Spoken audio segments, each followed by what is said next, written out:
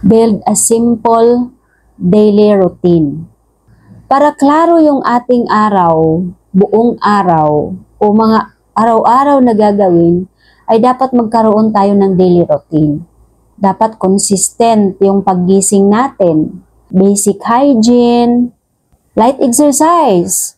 Kung yung trabaho mo ay nakaupo lang sa bahay, isa kang entrepreneur, yung katawan, hindi pagod, pero yung utak pagod. So, kailangan ng light exercise.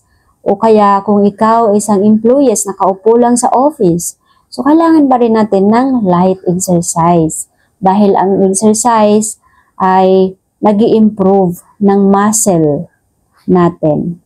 Hindi lang sa katawan, pati na rin sa brain. And a short to-do list. Kailangan talaga may listahan kung anong gagawin. Lalong-lalo na kung ikaw ay malimutin, ikaw ay busy person. So, kailangan mo talaga ilista yung gagawin mo para hindi mo makalimutan.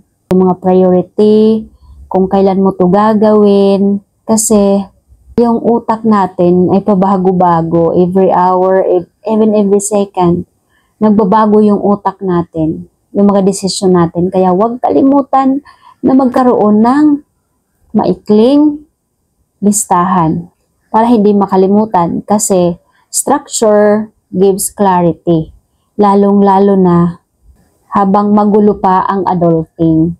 Kasi dito sa 20, 30s, magulo pa talaga. Yung hindi pa alam kung ano yung priority, hindi pa alam kung ano yung tatahakin na landas. Kaya kailangan ng listahan. Short to-do list.